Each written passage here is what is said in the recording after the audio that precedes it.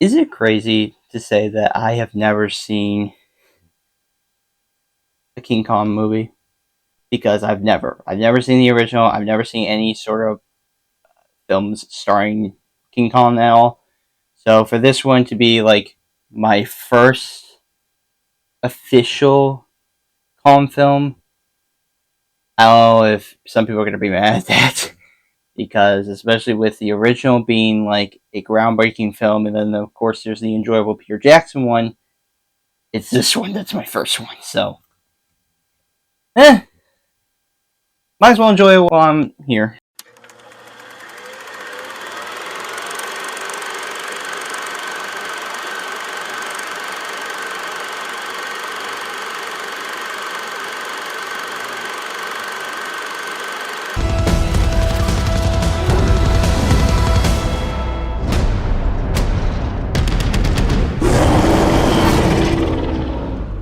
This is a good group of boys. We're all gonna die together out here. You shouldn't have come here. Kong Skull Island is directed by Jordan Vogt-Roberts with a screenplay by Dan Gilroy, Max Borenstein, and Derek Connolly, and a story by John Gatins. The film has a star-studded cast. I mean, like, big. Including Tom Hiddleston, Samuel L. Jackson, John Goodman, Brie Larson, Jing, Toby Kebbell, John Ortiz, Corey Hawkins, Jason Mitchell, Shea Whigham, Thomas Mann, Terry Notary, and John C. Reilly. According to IMDb's plot synopsis, after the Vietnam War, a team of scientists explores an uncharted island in the Pacific, venturing into the domain of the mighty Kong, and must fight to escape a primal Eden. Like I mentioned at the end of my Frozen Empire review, I figured to watch the Legendary Monsterverse in the chronological order that they're supposed to be in. And if you guys don't know, I also had reviewed Monarch, Legacy of Monsters, at least Season 1, and I will put that in the playlist as well. I know that this is technically the second film in this series. It's not the first, but I'm making this the first one. It's weird to think that I saw this film in theaters 7 years ago. I was in high school, you guys. My god, time is flying. I remember loving it when it came out. I really had a fun and enjoyable time. I thought it was a very unique and different film for a monster film. And having rewatched it, yeah, I still love it. I still think, to this day, I still think it is one of my favorite of the MonsterVerse films so far in this series. But though I have some problems with this movie, here are some of the positives that I found myself really enjoying. The performances are entertaining. Tom Hiddleston is charming and stoic as Conrad. Hiddleston knows when to have a likable and tough demeanor. Tom Hiddleston is just an actor that I think can be always charming and likable. I mean, everyone loves him as Loki. But watching this movie, I feel like he can be a leading man in a movie. I think he can. I think he can pull the chops off very well. And in this movie, he proved it. And it was just nice to have him now be the star of a movie rather than be like the villain or the side character. He is now at the forefront, and he is very much entertaining to watch as Conrad. Samuel L. Jackson is always fun, but captivating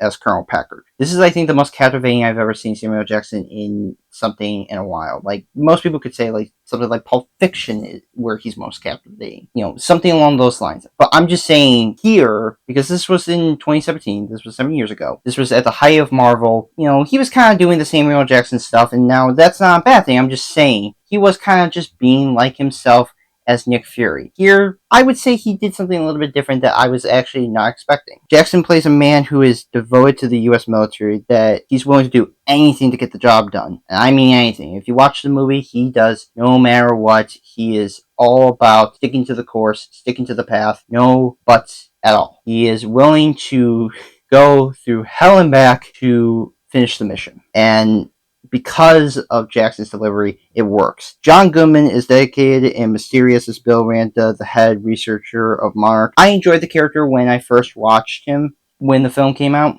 But now, having watched the Monarch series, I really like his character. When you watch that series, it actually makes this character such a very complex, three-dimensional character that I was just surprised was interesting. now having watched the series. On its own, he's still enjoyable. He's very mysterious and very intriguing, but I'm saying if you do get a chance to watch the Monarch series, it helps add to the development of him. Brie Larson is enjoyable as Weaver, an anti-war photographer. She plays a photographer who has seen the tragic of war, but also brings the heart and warmth, especially when she interacts with Calm, that she does bring out the heart and the warmth and the humanity in things, because as we see with like war photographers, especially this one being anti-war photographer at the time of the Vietnam War, near the end of it. And we're seeing a parallel that even today, with a lot of people kind of blaming, journalists for just doing their job, especially photographers. It was just kind of nice to see her still kind of have that tough but also loving and nurturing feeling of the betterment of humanity within her. Both Hiddleston and Larson work really well off of each other. They just know how to play with one another. And I think that works with how they develop their relationship and how they go about throughout this movie. It works, and they're really good together. John C. Reilly is hilarious and fun as Marlowe, a World War II pilot who has been stranded on Scotland for 29 years, because when he first landed there, it was 1945. This was during World War II. He did not know what happened after that. So for him to encounter these guys, it was just really funny to see a man who's been stranded there, and you kind of feel sad, but you also kind of laugh at the insanity that he's going through. But yeah, Reilly plays Marlowe as a man who's just gone crazy, but who just has missed so much. He's missed out on life. And so for that, I think he is the one that I attach the most to, because of how much what it feels like to have missed so much of your life, or at the very least, feeling like you're so alone and you don't feel like you have anybody. So I thought Reilly did an amazing job. The direction is exciting. Director Jordan Vogt-Roberts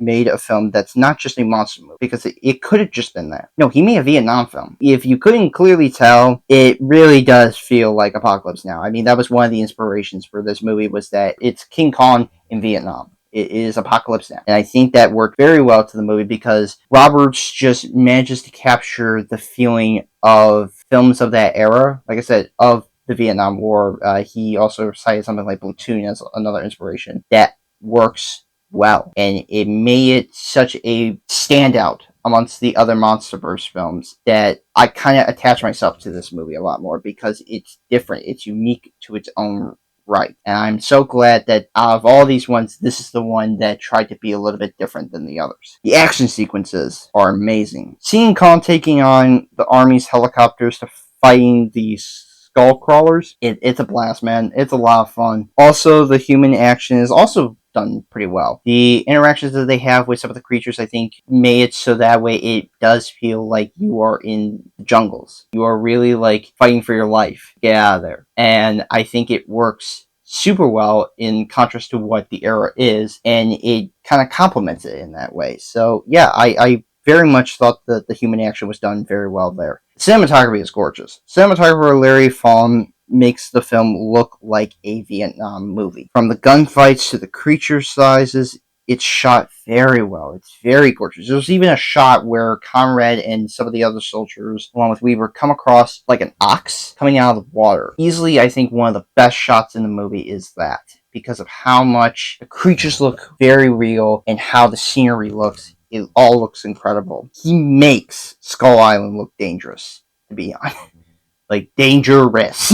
And that's the beauty of it. He made it so it can feel like you are in peril in this environment. And I think it works amazingly. And when I mentioned about the ox, speaking of that, the effects, they're incredible. They're amazing. The creatures, especially Kong, looks very detailed and very natural. Like the hairs, the water effects when it's like dripping down them. It all looks amazing. Even the crashes and explosions look actually pretty good. They really do feel like real explosions going off. And it's amazing to see effects from this time, 2017, to now, and how, yes, we had King of the Planet of the Apes, but most visual effects nowadays are having a struggle with regards to crunch time and everything kind of feeling half-baked. This was at a time when visual effects were just allowed to just show you the awe and the wonder. And it looks incredible, man. I mean that. Music is also great. Composer Henry Jackman makes a very stylistic and eerie film that echoes the era of the 1970s to a T, and that's perfect. That's what you should do with this. Also, The licensed music from the era just also fits easily. I mean, I don't know how you could screw up music from that era by putting them in this film, but it works very well. The production is very good. It's amazing to see how much they made the film look like 1970s. Everything looks amazing with regards to the helicopters, the costumes, the sets, all just screams of that era. Story is intense. Writer John Gatins crafts a film that explores Skull Island by making it a Vietnam War movie. It makes for an entertaining war film. Through and through, that's the best way I can describe this film. It is a war film, and I think that's the beauty of it. And it's also an adventure film. But I think that's why I gravitate this film more than any of the other films, and why I very much enjoyed watching this. How much I was actually intrigued by this story and how much depth there was to it. So I very much got a kick out of that. While the film is a fun time, it does have a few issues that are kind of holding it back for me. Here are now some of the negatives that I found. So the characters themselves, not the actors, I'm saying the characters. They're fine. They serve the movie to its purpose. I wish the film did explore them even further, especially some of the background characters, because, characters like Jason Mitchell, Corey Hawkins, Shea, Whigham, John Ortiz, they're just kind of there. I mean, Corey Hawkins, he has a purpose of why he's there, but I wish they could have gone a little bit further and explored depth as to what he believes in and what he truly garners out of this exploration.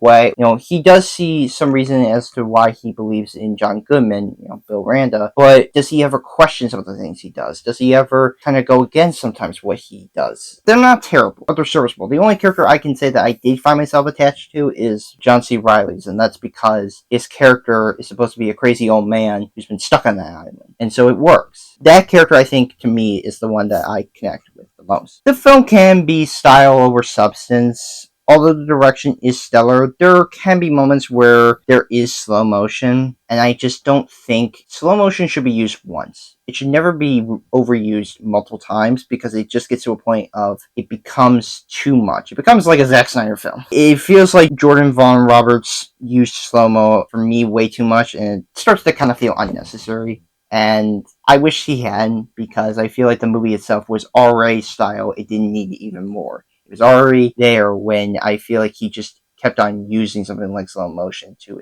I guess, add more coolness to it, but there's just no need. But again, if you used it once, fine. But when you use it multiple times, it starts to become noticeable. That said, Call on Skull Island is an enthralling war film that stands out in the series due to its action, performances, visuals, direction, music, production, story, and cinematography. It's a well-crafted film. Though the characters and style trip the film up, it pounds its chest and shouts to show who's king. And I'm so glad that at the very least, this is one in the series that I will always have appreciation and fondness for. So yes, I'm giving Call on Skull Island an 8 out of 10. I think it is a great film in the MonsterVerse. And for anyone who actually watches this for the first time, I implore you, because I do think that this is a very entertaining film. I will now be heading into Godzilla 2014. Yes, look forward to those reviews and other movie TV show reviews coming soon.